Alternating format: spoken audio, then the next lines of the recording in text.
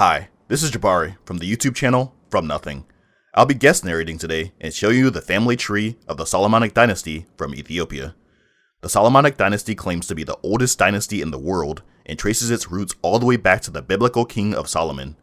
In this video, I'll be starting with these legendary beginnings and tracing the line from the ancient kings of Aksum to the medieval and modern emperors of Ethiopia, all the way to the current heirs to the Ethiopian throne today.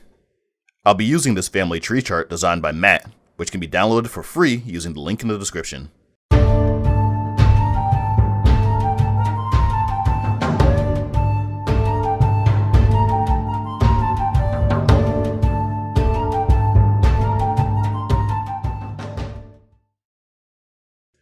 Royal dynasties, whether they be from Africa, Europe, Asia, etc., often trace their origins back to some sort of legendary beginnings.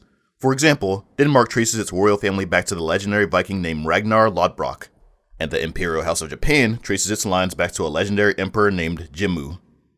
Connecting one's dynasty to a revered person from the distant past was a way to legitimatize one's rule in the present. In the case of Ethiopia, when Yakuno Amlak defeated the Zagwe kings to become emperor, it was claimed that he was simply re-establishing the rule of the dynasty that went all the way back to King Solomon. King Solomon, of course, is a major character in the Bible. He was the son of King David and is said to have built the first temple in Jerusalem. According to most mainstream historians, King David and Solomon are considered to be legendary figures. This means that they probably did exist, but the stories we receive about them likely contain a lot of embellishments and exaggerations. For example, the archaeological evidence indicates that Jerusalem was a rather small city during the time of Solomon, whereas the Bible describes a very large and rich palace, which would have had to been supported by a large population. According to 1 Kings chapter 10, a certain Queen of Sheba came to visit Solomon because she had heard of his great wisdom. In the biblical account, they talked for a long time, exchanged some expensive gifts, and then she simply returned home. However, according to Ethiopian tradition, that's not all that happened. In the Kebra Nagast, which is Ethiopia's national origin story, the Queen of Sheba was named Makeda, and she and Solomon had relations. When she returned home, she gave birth to a son named Menelik, who went on to become the first king of Ethiopia. Menelik later went to meet Solomon as an adult and was given the Ark of the Covenant, which he brought back to Ethiopia. Now, if you've seen the Indiana Jones movie Raiders of the Lost Ark, you will know what the Ark supposedly looked like. It was sacred to the ancient Israelite people because it was said to hold the 10 Commandments inside. But again, all of this is legend. It's impossible to know what really happened, but it is possible that there is some sort of truth to the story. What we do know is that just prior to the start of the Common Era, a powerful kingdom did emerge in Ethiopia, known as Aksum. It replaced the earlier kingdom of Kush as the dominant state south of Egypt. These are historical facts, and there's a lot of archaeological evidence to back it up. Unfortunately though, we don't have a lot of textual information about the various kings of Aksum, but we do have some, starting with the first historically verifiable king, Zahakala, in the 1st century CE, who may have also been known as Zaskales. A few generations after Zahakala, during the reign of King Azana, we know that Christianity made its way to Ethiopia, through the work of Saint Frumentius and the 9 saints. We also know that in the 6th century, there was an Aksumite king named Caleb who expanded the Aksumite territory onto the Arabian Peninsula by conquering a kingdom there called Himyar.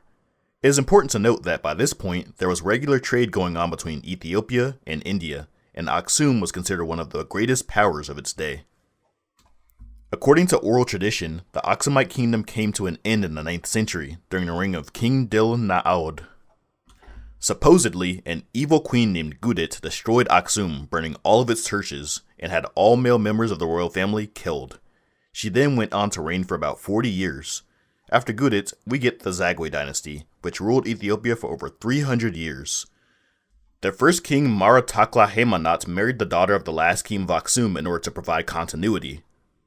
Under the Zagwe dynasty, Christianity was restored and many churches were rebuilt. But then in the year 1270, we get Yakuno Amlak, who I mentioned at the beginning of this video. He overthrew the Zagwe dynasty, claiming that he was a descendant of a male child who had escaped Gudit's slaughter, therefore making him the true heir to the Aksumite kings.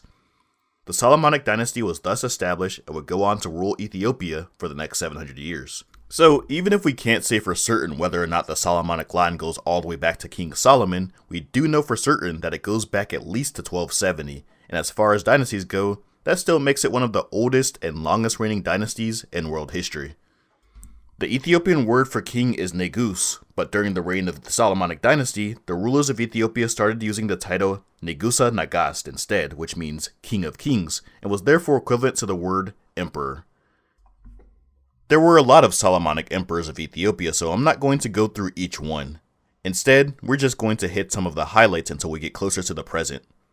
The next person I'll point out is Emperor Amda Seyon I, who reigned from 1314 to 1344.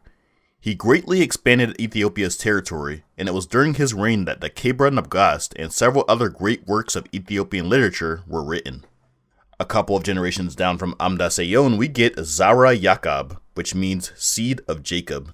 He was also known as Constantine I. After the death of his first wife, he married a woman named Eleni, who had previously been a Muslim princess whose lands had been conquered and converted by Zara Yacob. After the death of her first husband, she became an important political figure during the reigns of his sons and grandsons, demonstrating that women had held positions of power throughout Ethiopian history. She died during the reign of Dawit II, for whom she had originally served as a regent. Later in Dawit's reign, he fought a major war against the nearby Adal Sultanate, which was supported by the powerful Ottoman Empire. But there was no clear winner in the war, and the conflict just ended up weakening both sides, in a Pyrrhic victory. It is at this point that the Solomonic dynasty split into hundreds of several branches, the two most important ones being the Gondar branch and the Shua branch. So after Dawit II, we get 5 more emperors from the main branch before the line moves to the Gondar branch. The first emperor from the Gondar branch was Susenyos I. It was around this time that the Oromo people started to migrate into Ethiopia. Today, the Oromo comprise the largest ethnic group in the country. Susenyos was followed by Fasilides, who was the person who was credited with founding the city of Gondar and moving the capital there. He built the Fasil Gabi Castle, as well as the St. Mary of Zion Cathedral, which to this day is said to house the Ark of the Covenant. Fasilides was followed by Johannes I, and then by Iyasu I. He also called the Great, initiated many administrative reforms, and took a keen interest in religious matters. However, he ended up being assassinated by his own son, and this eventually led to a period known as the Zemene Mesafint, which in English can be translated as Era of Princes or Era of Judges. During this period, central authority broke down, and various regional princes held power instead, with the emperor being more of a figurehead. I would, however, like to point out another powerful woman who wielded power during this period, Mentewab. She was the wife of Iyasu the Great's son, Bakafa, and was the power behind the throne during the reigns of her son and grandson, and even had herself crowned as co-emperor. In total, the era of princes lasted about 150 years, until 1855 when Tewodros II became the emperor and reunified the country, so modern Ethiopian history is usually considered to start with him. His hold on power was tenuous and tough, and therefore he reached out to the British for help. But Britain refused to send troops, resulting in a conflict between the two countries. When Tewodros held the British ambassador and some British citizens hostage, Britain responded by sending a massive show of force on a rescue mission. In total, they sent 280 ships from India, which included 13,000 soldiers and 44 war elephants. The force landed via the Red Sea, and it took them 3 months to march across the difficult terrain to the emperor's fortress. In the end, Tewodros committed suicide, and Britain successfully rescued the hostages. However, Britain did not stay to occupy the country, and Ethiopia remained independent. In fact, Ethiopia was the only country in Africa that was not claimed by Europeans during the time period known as the Scramble for Africa. After Tewodros, a descendant from the earlier Zagwe dynasty, claimed the crown for a few years, but then he was defeated by Emperor Johannes IV, another descendant of the Gondar branch. However, his appointed heir died shortly before him, so after Johannes IV, there was a power struggle between these two men here. Ras Mengesha Johannes, who had previously been known as the nephew of the emperor but later claimed to actually be the emperor's son, and Menelik II. Menelik was the descendant of the powerful Shua branch of the Solomonic dynasty. He was the son of Haile Malakort and the grandson of Saleh Selassie, both of whom had been kings of the Shua prior to the reunification of the country under Tewodros II. Eventually, Menelik II won the power struggle with the help of his uncle, Darge Saleh Selassie, and became the last confirmed male line descendant of the Solomonic dynasty to rule as emperor. Early in his reign, the Italians attacked Ethiopia, but the Ethiopians were able to successfully repel them. Because Menelik II only had daughters, the throne initially passed straight to his grandson, Iyasu V. However, Iyasu was never actually crowned. His father, a powerful noble named Michael, had previously been Muslim, and there were concerns that Iyasu might eventually come to support Islam.